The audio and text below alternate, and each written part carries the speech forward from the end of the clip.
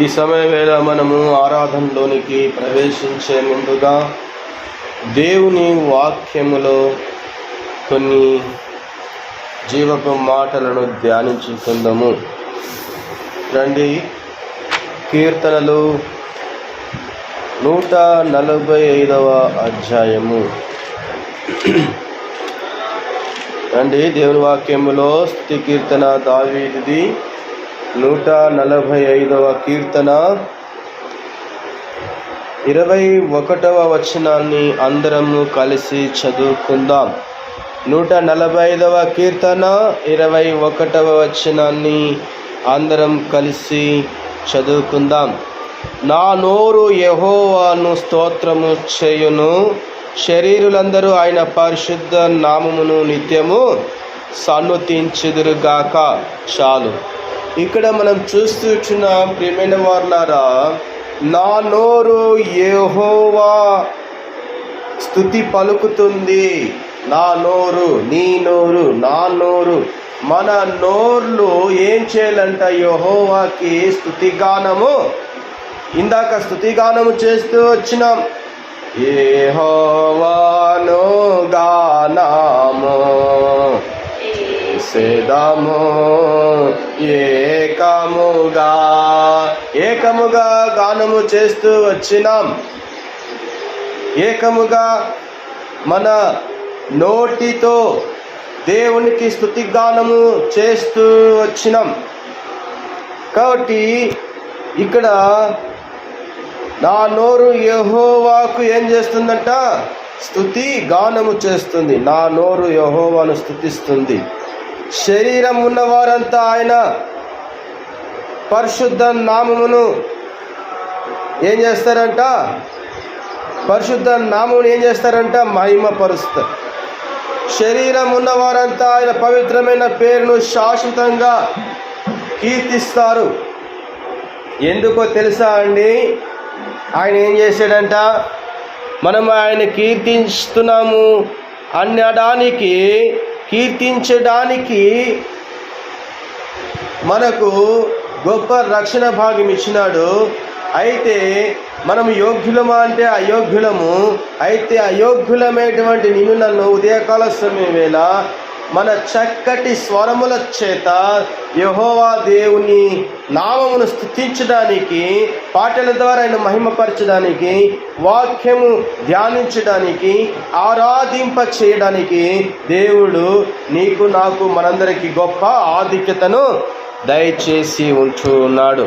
కాబట్టి చూడండి, మరి కీర్తనలు 145వ అధ్యాయములోనే 20 వచనంలో మనం చూసుకున్నట్లయితే, చదవండి. 20 వచనంలో, యెహోవా తన్ను ప్రేమించు వారినందరినీ కాపాడును, అయితే భక్తిహీనులందరినీ ఆయన నాశనము చేయును. చూడండి, ఎందుకు మనము ఆయనకు స్తుతి చేయాలి అంటే, యెహోవా ఏం చేస్తున్నాడంట? తన్ను ప్రేమించు వారినందరినీ కాపాడుతూ ఉన్నాడు. దేవుడు నిన్ను నన్ను కాపాడుతూ ఉన్నాడు. నిన్నటి దినమున ఎంతమంది మరణించినారో మనకు తెలుసా? తెలియదు. మరణం ఎప్పుడు వస్తుందో తెలుసా? తెలియదు. కాబట్టి బయటికి వెళ్ళిన వ్యక్తి ఇంటికి క్షేమంగా వస్తాడనే గ్యారంటీ ఉందా? గ్యారంటీ లేని జీవితం. ఎప్పుడు ఈ ఊపిరి ఆగిపోతుందో తెలీదు.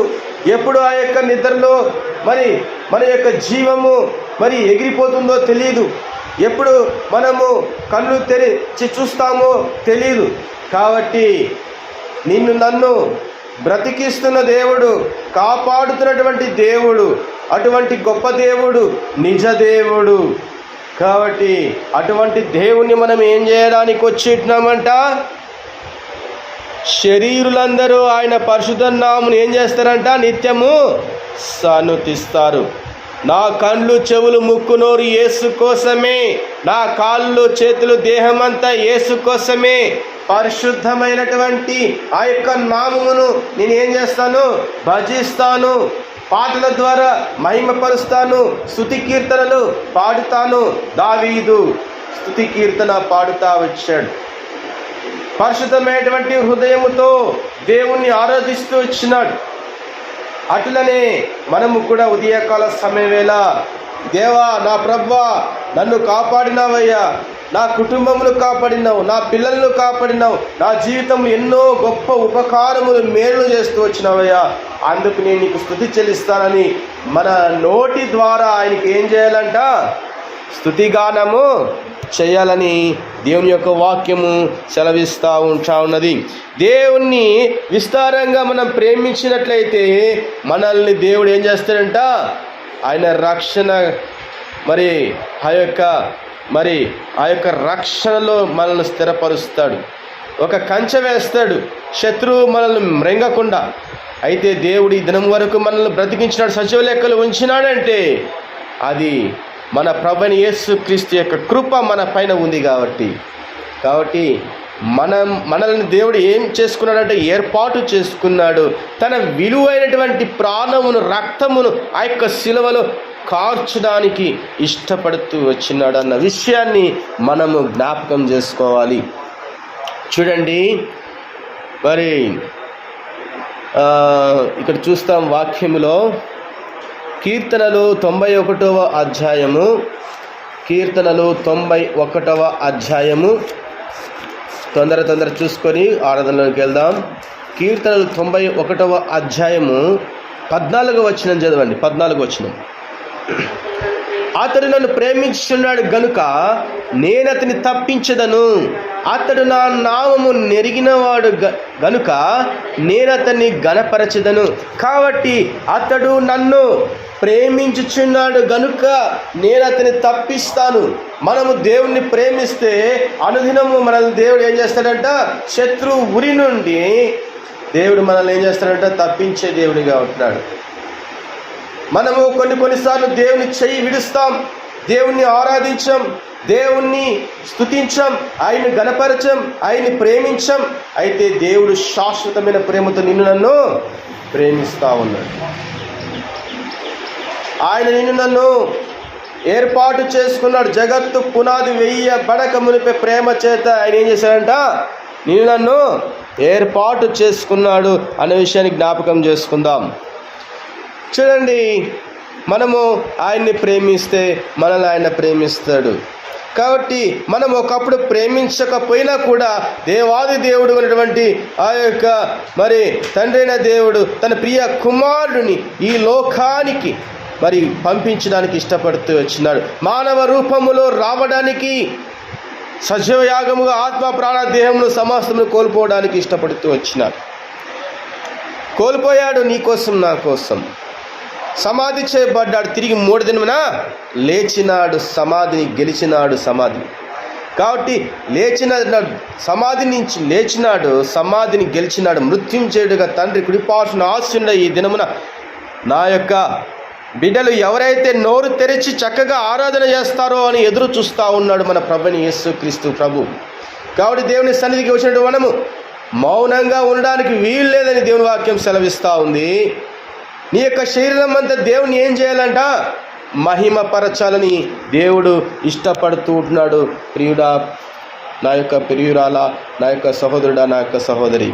కాబట్టి దేవుని యొక్క వాక్యము ఎంతో చక్కగా మాట్లాడుతూ ఉన్నది. దేవుడు ప్రేమిస్తూ ఉన్నాడు. ఓ నా సహోదరుడా, ఓ నా సహోదరి, ఈ క్షణము దేవుణ్ణి ఆరాధించడానికి ముందుకు సాగుతావా, లేకపోతే మౌనంగా ఉంటావా? కాబట్టి నోరు తెరచి ఆరాధించడానికి మనము ముందుకు సాగిలపడడానికి, ప్రభువును ప్రేమించడానికి ఇష్టపడదాం.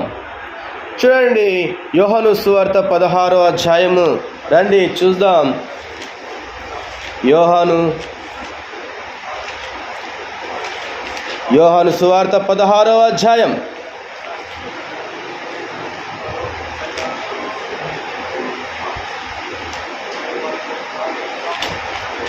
యోహాను సువార్త 16వ అధ్యాయం 27వ వచనాన్ని చదవండి.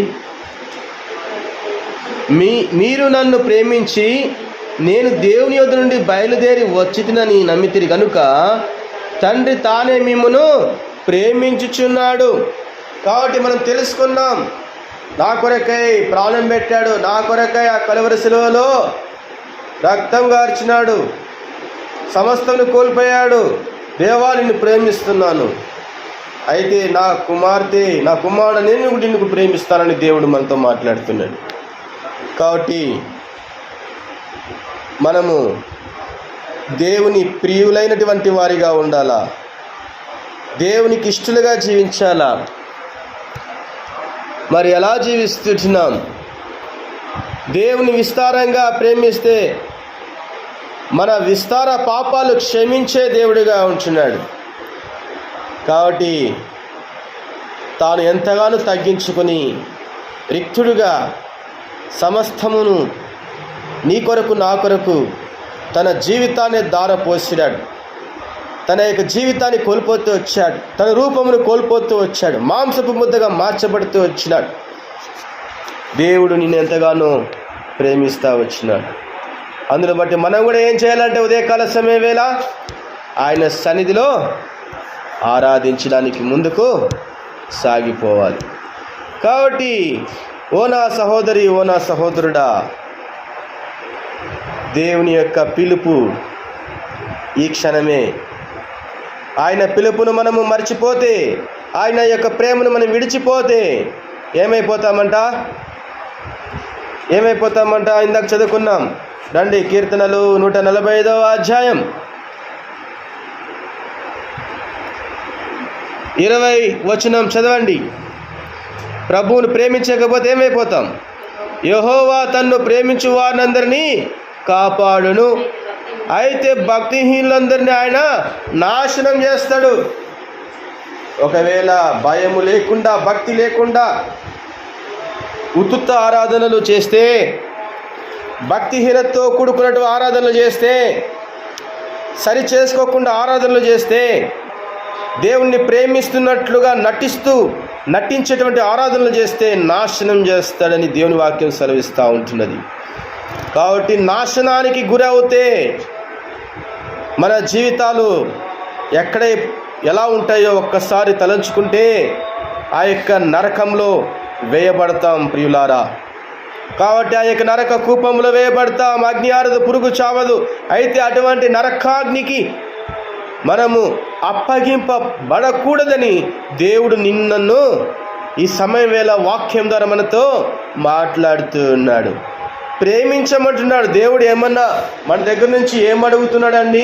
విరిగి నలిగిన హృదయముతో ఆరాధించమంటున్నాడు, నోరు తెరిచి ఆరాధించమంటున్నాడు. నీ శరీరముతో నన్ను స్తుతించు, మహిమపరచు అని దేవుడు ఎంతగానో ప్రేమిస్తూ ఉంటున్నాడు. మన పట్ల దేవుడు ఎంతో ప్రేమను చూపిస్తూ వస్తున్నాడు. కాబట్టి పవిత్రమైనటువంటి హృదయముతో, పరిశుద్ధమైనటువంటి హృదయముతో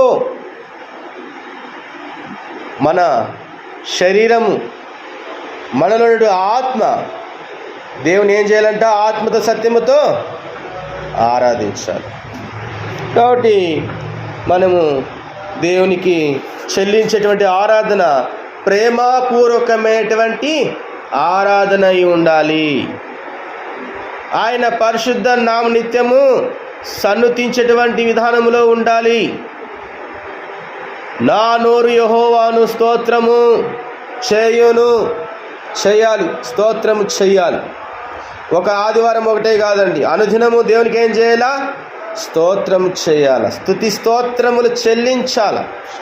ఎందుకంటే దేవుడు అనుదినము నన్ను ఏం చేస్తున్నాడంట? కాపాడుతూ ఉంటున్నాడు.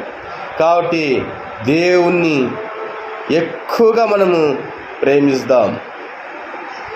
అయితే అనేక మార్లు మనం దేవుని ప్రేమించకుండా మనుషులను ప్రేమిస్తాం, మనుషుల యొక్క మెప్పు కోరుతాం. ఇహలోక సంబంధమైనటువంటి ఆలోచనల చేత దేవుని యొక్క నామమును అవమానపరుస్తూ ఈ లోకములో భక్తిహీనులుగా జీవిస్తూ చివరికి దేవుని యొక్క ఉగ్రతకు లోనవుతూ ఉంటాము.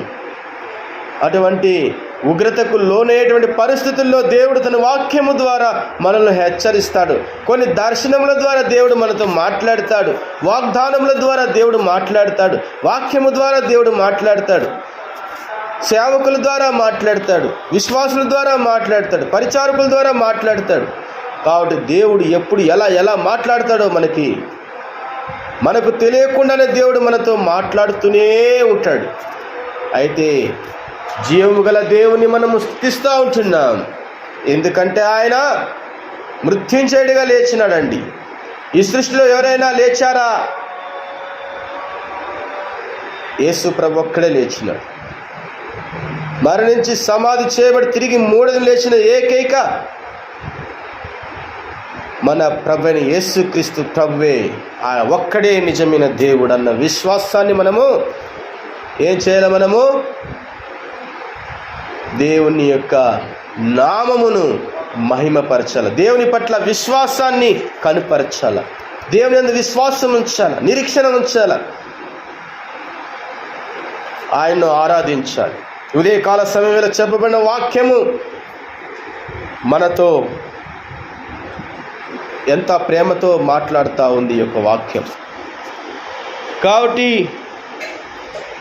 145వ అధ్యాయం 2వ వచనంలో, అనుదినము నేను నిన్ను స్తుతించదను, నిత్యము నీ నామమును స్తుతించదను, ఎందుకంటే యెహోవా మహాత్మ్యము కలిగిన దేవుడు, ఆయన అధిక స్తోత్రము నొందదగిన దేవుడు, ఆయన మహాత్మ్యము గ్రహింపశక్యము కానిది.